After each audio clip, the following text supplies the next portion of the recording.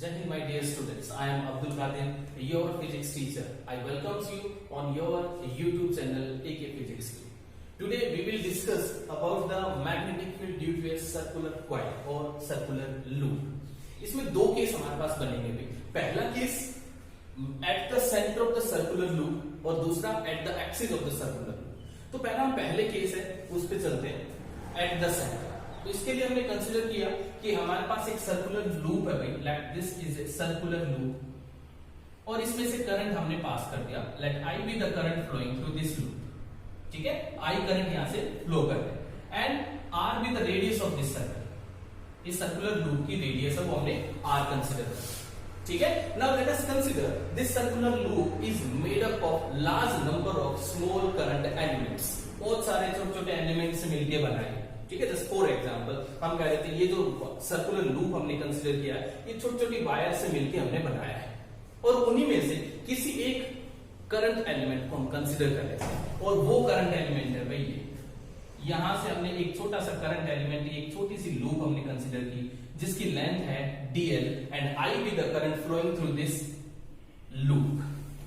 ठीक है, अब ये जो छोटा सा पार्ट हमने कंसीडर किया है इसको नाम देते हैं करंट एलिमेंट का, जो कि dl लेंथ रख रहा है और I करंट है वो फ्लो किया जा रहा है. The direction of dl is along the tangent on this circular loop. ये dl की डायरेक्शन है टेंजेंट के along and the angle in between the dl and radius is 90 degree. ये एंगल बना यार 90 डिग्री का. Now according to the Biot Savart law, जो Biot Savart law हमारे पास बनता है इसके according magnetic field due to current loop हमें पता चल जाएगा. Due to the current element magnetic field dB is equal to, अब बायोट-सैवर्ट लॉ के अकॉर्डिंग हम यहां रिलेशन वो रख देंगे. रिलेशन आपके पास आ जाएगा mu naught upon 4 pi into I dl sin theta and divide by r square, where this theta be the angle between dl and r. अब देखो dl और r के बीच में एंगल कितना है 90 डिग्री. सो पुट हियर, यहां रखेंगे तो आपके पास dB आ जाएगा, that dB is equal to mu naught upon 4 pi into I dl sin 90 and divide by r square. As you know that sin 90 is 1, तो हम यहां से इसको हटा सकते हैं, रिमूव कर सकते हैं, इसकी जगह 1 अप्लाई कर दो तो आपके पास आ जाएगा dB is equal to mu naught divide by 4 pi into I dl and divide by r square. Let this is the equation number 1. ये पहली इक्वेशन हमारे पास आ गई. ठीक है, नाउ अब हमें तो पूरी लूप की वजह से मैग्नेटिक फील्ड फाइंड आउट करना है. ये जो मैग्नेटिक फील्ड आया वो सिर्फ इस छोटे से पार्ट की वजह से आया. तो क्या करें, इस पूरे को इंटीग्रेट कर देते हैं. जब इंटीग्रेशन करेंगे इसका, then after integration we get the magnetic field at the centre due to the complete loop. Now integrated और इंटीग्रेशन, यहां से इंटीग्रेशन आ जाएगा dB का. यहां इंटीग्रेशन करोगे तो म्यू नॉट अपॉन 4 पाई कांस्टेंट टर्म है इसलिए ये इंटीग्रेशन से बाहर आ जाएगा. I कांस्टेंट है ये बाहर चला जाएगा, r स्क्वायर कांस्टेंट है ये बाहर चला जाएगा. बचा क्या, सिर्फ dl. तो इंटीग्रेशन का आंसर ये बच जाएगा, बाकी सारी टर्म्स इंटीग्रेशन से बाहर आ जाएंगे. Mu naught upon 4 pi I divide by r square integration of dl. ठीक है, अब dB का इंटीग्रेशन करेंगे तो ये बनेगा आपके पास B magnetic field is equal to mu naught divide by 4 pi into I by r square and this is dl. Now what is dl? dl है क्या? dl इस सर्कल का एक छोटा सा पार्ट है, एक छोटा सा हिस्सा है और जब इसको इंटीग्रेशन करेंगे तो हम कंप्लीट लेंथ ऑफ सर्कल हमें मिल जाएगी. अब सर्कल की लेंथ क्या होती है? सर्कल की लेंथ हमारे पास आती है भाई सरकमफ्रेंस ऑफ द सर्कल. अब इसकी सरकमफ्रेंस निकालें, सरकमफ्रेंस बनेगी 2 पाई r, यानी कि इंटीग्रेशन ऑफ dl जो है वो किसके बराबर आएगा आपके पास, complete length of the circle के बराबर आ जाएगा, यानी कि 2 पाई r. तो हम यहां पे कह सकते हैं कि as integration of dl is equal to 2 pi into r, इसलिए हमने ये रखा. ठीक है, एक r से हम r को कैंसिल कर देते हैं. रिलेशन क्या आ गया आपके पास, रिलेशन बचा है mu naught divide by 4 pi into I divide by r into 2 pi. This is magnetic field due to the complete circle at the centre. ठीक है, आप यहां पाई से पाई कैंसिल कर सकते हो, 2 से भी 2 भी कैंसिल किया जा सकता है. अब ये तो है भाई कंप्लीट सर्कल. अगर सर्कल आधा होता तो, अगर यहां सेमी सर्कल होता तो क्या होता, अगर सेमी सर्कल होता तो इस डीएल की लेंथ कितनी होती, डीएल कितना बनता, फिर आपके पास हाफ ऑफ सर्कमफ्रेंस बन जाता, क्योंकि सर्कल हाफ है, इसलिए फिर हम क्या लेते, पाई आर यहां रखते, पाई आर, आर से आर कैंसिल होता, क्या बचता, ओनली पाई। यानी कि क्या हुआ कि हमारे पास ये एंगल बन रहा है हर बार। कंप्लीट सर्कल है तो आर पर एंगल कितना बना, पूरा बना 2 पाई का, ठीक है। अगर कंप्लीट सर्कल है तो आर का एंगल कितना बनेगा, 2 पाई का।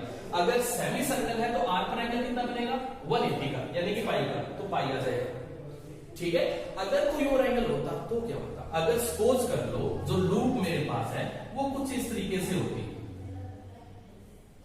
यहां पर angle at the centre is 90 degree. अब हमें कहता कि find out the magnetic field at the centre O due to this loop and current I is flowing through the loop. तो उस केस में क्या करते, उस केस में हमें क्या करना पड़ता, magnetic field B is equal to mu naught divide by 4 pi I divide by R। यहां तक तो होना ही था, साथ में एंगल मल्टीप्लाई करना पड़ता कि एंगल कितना बन रहा है, जितना भी एंगल होगा उसको यहां मल्टीप्लाई कर दोगे। लेकिन एक चीज याद रखना भाई, एंगल को आप डिग्री की फॉर्म में मल्टीप्लाई नहीं करोगे, उसे रेडियन में कन्वर्ट करके फिर मल्टीप्लाई करना पड़ेगा। इट मींस अगर इस 90 डिग्री को हम एज इट इज मल्टीप्लाई करेंगे तो गलत होगा, तो 90 को क्या कहें, पाई की टर्म में लेके चले जाओ उसे, तो क्या आ जाएगा, पाई बाय 2, ठीक है। अब हमारे पास रिलेशन आ गया, तो ये हम रिलेशन निकाल सकते हैं इस तरीके से। अगर हमारे पास कोई लूप हुई जिसका एंगल हमें पता है, यहां पे अगर देखो ऐसा कहते हैं लूप इस तरीके से है, ये वाली लूप नहीं है यहां, और करंट यहां से फ्लो किया जा रहा है, ऐसे आई करंट है वो फ्लो कर रहा है। अब कह दिया जाए कि इस लूप में बताओ क्या होगा, तो इस लूप के लिए क्या करते हैं, हमें पहले ये एंगल निकालना पड़ता है। ये एंगल कितना बनता, this is 270 degree, it means 3/2 पाई। तो इस एंगल 2 पाई की जगह हमें मल्टीप्लाई करना पड़ता 3/2 पाई, और हमारा आंसर है वो आ जाता है, ठीक है। नाउ केस सेकंड हमारे पास आता है eight the axis of the circular loop. देखिए सेंटर पे हमने रिजल्ट निकाला अभी, और रिजल्ट आपके पास आया mu not I divide by 2r, ठीक है। पाई की टर्म में लिखना चाहते हो तो वैसे भी आप लिख सकते हो mu naught divide by 4 pi 2i divide by r into pi, ठीक है। तो नेक्स्ट केस करते हैं भाई at the axis of the circular loop. इसके लिए हमने कंसीडर कर लिया कि we have a circular loop which is placed perpendicular to the plane of this board, यानी कि बोर्ड के साथ perpendicularly रखी हुई, ठीक है। and this is the point at which we want to find the magnetic field due to this current loop, ठीक है। ये पॉइंट है P, इसके ऊपर हमें फाइंड आउट करना है। the point P is at a distance r from the center of the loop, r distance के ऊपर। let a be the radius of this loop, इस लूप की रेडियस कितनी है, a के बराबर, and I be the current flowing through this loop। Now let us consider a small element, current element हमने consider किया छोटा सा dl, लेंथ कितनी है dl, and I be the current flowing through this current element, okay। Now अब देखो जो loop हमारे पास है, that loop is placed perpendicular to the plane of the board। dl की जो लेंथ है वो हमेशा टेंजेंट के अलोंग जाएगी, और जब इस लूप पे टेंजेंट ड्रॉ किया जाएगा एट दिस पोजीशन, तो वो टेंजेंट इस बोर्ड के परपेंडिकुलर डायरेक्शन में आएगा।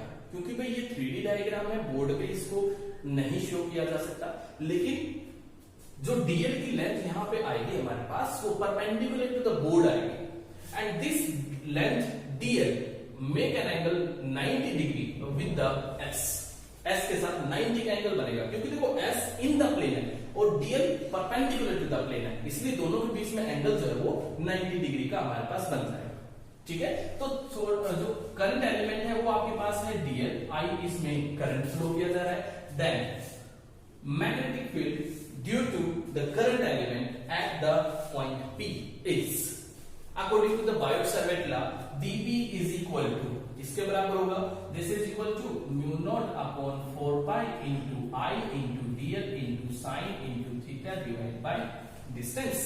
यहां पे डिस्टेंस कितना है s, करंट एलिमेंट और पॉइंट P का जो डिस्टेंस है उसका square, distance s its square. Theta अभी हमने बताया थीटा क्या होता है, theta with the angle between dl and s।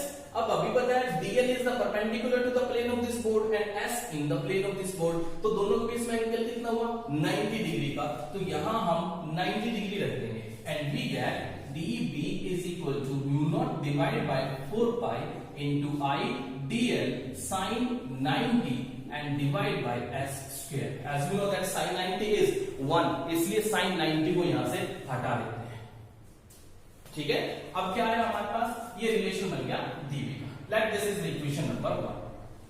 Now its direction, इसकी डायरेक्शन क्या होगी? इसकी डायरेक्शन देने के लिए हम यहां पे कहेंगे कि as we know that कि DB according to Biotsavart law, DB की जो डायरेक्शन है वो हमेशा परपेंडिकुलर टू द प्लेन होती है। किसकी? Perpendicular to the plane in which DL and S lie. ठीक है, अब DL की बात करें तो perpendicular to the plane lie कर रहा है, ये इन द प्लेन लाई कर रहा है, तो डायरेक्शन ऑफ DB जो आएगी हमारे पास that must be like in the plane and perpendicular to S। ठीक है, तो S के परपेंडिकुलर में एक डायरेक्शन हमने बना दी, ये बन गई हमारे पास DB की डायरेक्शन। ठीक है, ये एंगल जो बन रहा है कंप्लीट ये 90 का है। लेट दिस एंगल इज 5, ये एंगल हो गया 5। Now draw a perpendicular at the point P perpendicular to R, ये ड्रॉ कर दिया हमने। ठीक है, R के साथ एक परपेंडिकुलर है वो ड्रॉ कर दिया पॉइंट P के ऊपर। Now resolve this DB into two rectangular component. अब रेक्टेंगुलर कंपोनेंट्स क्या होते हैं? The components which are perpendicular to each other known as the rectangular component। जब DB को रिजोल्व करेंगे, दो हिस्सों में तोड़ेंगे और दोनों आपस में परपेंडिकुलर होंगे तो वो उसके रेक्टेंगुलर कंपोनेंट्स कहलाते हैं। तो यहाँ पे हमने दो रेक्टेंगुलर कंपोनेंट इसके बना दिए, एक कंपोनेंट ये, एक कंपोनेंट ये। अब देखिए ये एंगल है 5, तो ये एंगल भी बनेगा 5। क्यों? बात आई क्यों? अब देखो कंप्लीट, देखो यहां से और यहां तक का ये कंप्लीट एंगल है 90 प्लस 5, कंप्लीट यहां से और यहां तक 90 प्लस 5, ये कितना है 90।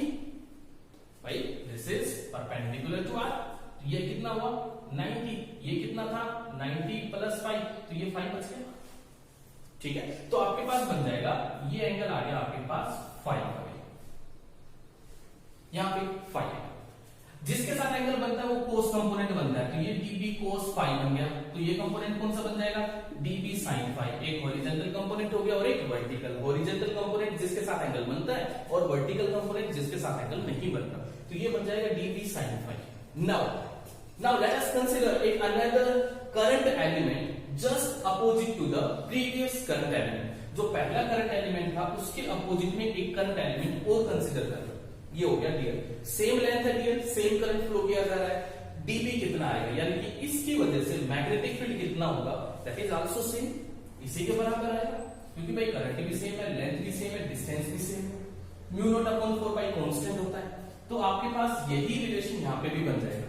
इसकी वजह से भी इतना ही मैग्नेटिक फील्ड हमारे पास बनेगा, राइट। उसकी डायरेक्शन क्या होगी? उसकी डायरेक्शन भी इस S के परपेंडिकुलर आएगी और इन द प्लेन आएगी। परपेंडिकुलर इन द प्लेन ये डायरेक्शन होगी DB। इसको फिर से रिजोल्व कर दो दो रेक्टेंगुलर कंपोनेंट्स में, एक कंपोनेंट गया इधर, एक कंपोनेंट आ जाएगा इधर। ठीक है, अगेन ये एंगल हमारे पास है 5, ये एंगल भी यहां पे 5 बनेगा। क्यों बनेगा? वो ऊपर वाला है एज इट इज, क्योंकि कंप्लीट एंगल बनता है 90 प्लस 5, ये यहां तक 90 बन जाता है, आगे 5 हो जाएगा।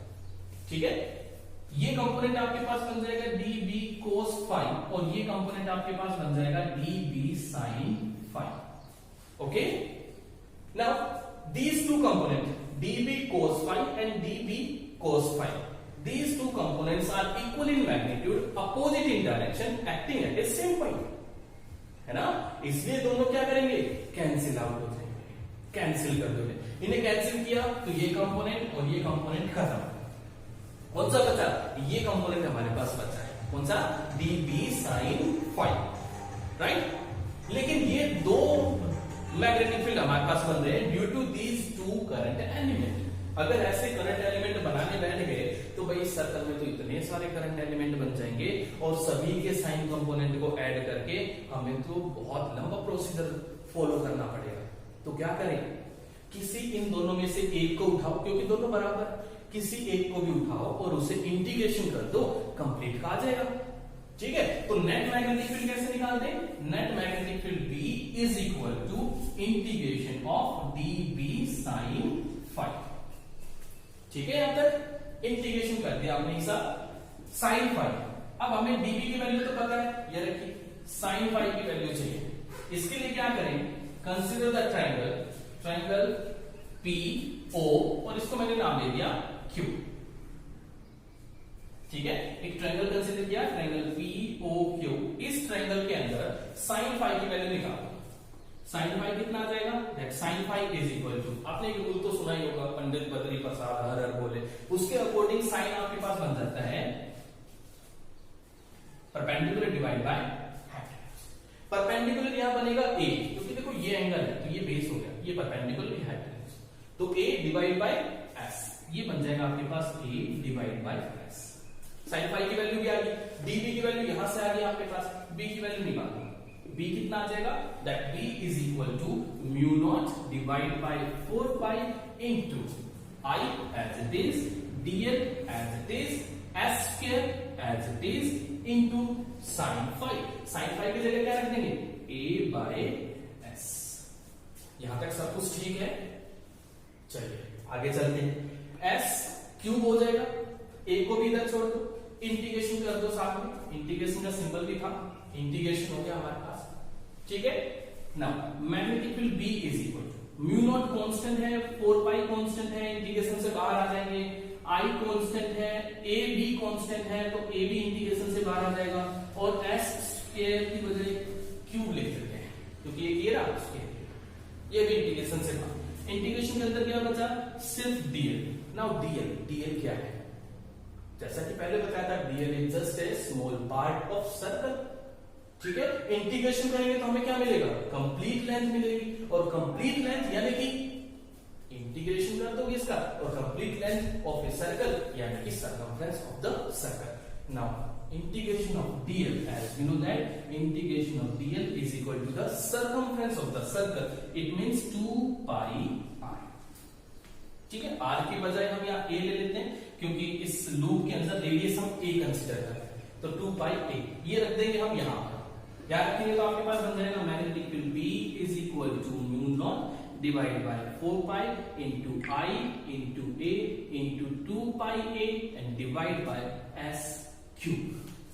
ये आ जाएगा आपके पास magnetic field B, mu naught upon 4 pi I A 2 pi A divide by S cube. ठीक है, थोड़ा सा रीअरेंज करके लिख देते हैं इसको, तो net magnetic field B is equal to, rearrange करने के बाद अगर हम इसको लिखते हैं तो आपके पास आ जाएगा B is equal to mu naught divide by 4 pi into I A square into 2 pi divide by S square, sorry S cube. अब S है क्या?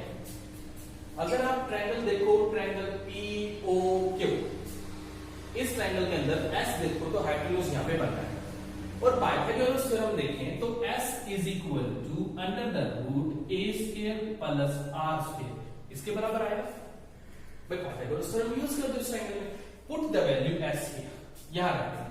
यहां रखेंगे तो आपके पास आ जाएगा magnetic field B is equal to mu naught divide by 4 pi into I A square 2 pi divide by R square plus A square raise to the power 3/2। बाय 2 क्यों आया? 3 तो देखो इसकी वजह से आया, क्यूब इसकी वजह से। डिवाइड बाय 2 क्यों आया? क्योंकि अंडररूट हमें यूज करना था। ठीक है, इसलिए हमने डिवाइड बाय 2 कर दिया। पाई से पाई कैंसिल भी कर दो, मैग्नेटिक फील्ड B की वैल्यू निकाल देते हैं। ये आ जाएगा आपके पास mu naught I A square divide by R square plus A square raise to the power 3/2। This is the magnetic field due to the loop. ठीक है, ये रिलेशन हमारे पास आ जाता है, magnetic field due to the loop at its axis, इसके axis पे इतना आता है। ये तो है भाई सिर्फ एक सिंगल टर्न का। If there is N number of turns then यहां 2 रह गया भाई, कैंसिल करने से 2 और बचेगा यहां से, तो ये रिलेशन आ जाएगा। ये तो है सिर्फ एक सिंगल टर्न का। अगर हमारे पास n नंबर ऑफ टर्न्स होंगी तो क्या, मल्टीप्लाई इट विद n से मल्टीप्लाई कर देंगे। ठीक है, ये रिलेशन हमारे पास बन जाता है। n डायरेक्शन देखें तो क्या आएगी? The direction of magnetic field at the axis is along the axis. क्या हुआ? Along the axis and it's direction is OP produced. ठीक है, यानी कि O से जाओ P और P के बाद आगे बढ़ जाओ, ये डायरेक्शन हो जाएगी इसकी। तो direction of magnetic field at the axis is OP produced, ये हमारे पास बन जाती है डायरेक्शन। ठीक है भाई। Now the magnetic field at the axis of this current carrying loop is this, ये आ रहा है। अब इसका स्पेशल केस बनता है। स्पेशल केस नंबर 1, पहला, अगर ये पॉइंट P सेंटर के ऊपर लाई करता तो मैग्नेटिक फील्ड कितना होता? अगर ये पॉइंट P सेंटर पे होता तो ये R यहां पे होता ही नहीं। R कितना होता? 0। तो पहला केस बनता है eight the centre of loop. Eight the centre of the loop, loop के लिए R कितना करना पड़ेगा? 0। इस इक्वेशन में R की जगह 0 रख दो। 0 रखोगे तो आ जाएगा magnetic field B is equal to mu naught I A square divide by 2 into A raise to the power 3। समझ गए 3 क्यों है? ये कैंसिल हो गया। ठीक है, स्क्वायर से अंडर रूट कैंसिल हो गया और ये पावर 3 है वो बच गई। ये कैंसिल करो, पावर कैंसिल करोगे तो क्या बनेगा? This is mu naught I divide by 2। This is the magnetic field at the centre of the loop, जो कि हम फर्स्ट केस में कर चुके हैं। ठीक है, mu naught divide by 2 into I by R। वहां पे R हमने रेडियस लिया था, यहाँ पे A हम रेडियस ले रहे हैं। इट मींस है तो सेम। चलिए सेकंड केस, दूसरा सेकंड केस हम ले लेते हैं कि let this point P is lie at very large distance from the centre, और we can say this R is very large as compared to the radius of the circular loop, यानी कि R is very very greater than A, then A can be negligible, क्योंकि A बहुत छोटा हो जाएगा उस case में। अगर A को नेग्लेक्ट करेंगे तो क्या रिलेशन आ जाएगा? Magnetic field B is equal to क्या बनेगा? Mu naught I A square divide. इस A को नेग्लेक्ट करना है, ऊपर वाले को नहीं। कोई भी छोटी टर्म अगर होती है तो हम हमेशा प्लस या माइनस में से उसे हटा सकते हैं, लेकिन कभी भी मल्टीप्लाई और डिवीजन में से नहीं हटा सकते। ठीक है, तो यहाँ मल्टीप्लीकेशन में से छोटी टर्म को नहीं हटा सकते। मल्टीप्लीकेशन बहुत जरूरी है। अगर छोटी टर्म को साथ मल्टीप्लाई करें तो टर्म है वो छोटी बन जाएगी। जैसे कि फॉर एग्जाम्पल एक छोटा सा एग्जाम्पल ले रहा हूँ, 4 प्लस 0.00001। आप इसको अप्रोक्सीमेट 4 कह सकते हैं, लगभग 4 के बराबर है। लेकिन वही अगर इसे मल्टीप्लाई कर दिया तो क्या ये 4 बनेगा? नहीं बनेगा। इसका मतलब हम सिर्फ प्लस और माइनस में से इसे हटा सकते हैं, डिवीजन और मल्टीप्लीकेशन में से नहीं। तो हमें यहां से तो हटा देंगे, यहां से हम इसको रिमूव कर देंगे। रिमूव करेंगे तो आपके पास आ जाएगा 2r की पावर 3। ठीक है, ये relation. So this is a magnetic field when the point P lie at very large distance from the circular loop. And third case, when R is very small as compared to the A, यानी कि this point R is lie near to the loop। उस case में क्या करेंगे? In that case R को neglect कर दो और ये आपके पास सिचुएशन बन जाएगी सेंटर वाली। Okay, so this is the magnetic field at the axis of the current carrying loop. So इस वीडियो में यहां तक ही। नेक्स्ट वीडियो में नेक्स्ट टॉपिक के साथ दोबारा मिलते हैं आपको। आज का थोड़ा सा रिकैप मैं कर देता हूं कि मैग्नेटिक फील्ड हमने निकाला सर्कुलर लूप के ऊपर, सेंटर पे देखा तो मैग्नेटिक फील्ड ये बनेगा, that is mu naught I divide bye 2r। किसी और एंगल पे देखा जाए तो उस केस में मैग्नेटिक फील्ड जो था वो हमारे पास बन रहा था mu naught divide by 4π into I divide by r and here is angle. यहां पे हम उस एंगल को मल्टीप्लाई करते थे। ठीक है, चाहे वो एंगल 90 का था, चाहे वो पाई का था 180 या फिर 270 का था 270 या 2 पाई 3 पाई बाय 2 कुछ भी हो। और फिर उसके बाद हमने निकाला at the axis of the circular loop and this is the magnetic field mu naught I A square and divide by 2 into r square plus a square raise to the power 3 by 2। Its direction is always along the axis of the loop in the direction OP produced. ठीक है, centre वाले की direction क्या होगी भाई? Centre वाले के लिए डायरेक्शन क्या होगी? इसकी डायरेक्शन हमारे पास बनती है कौन सी?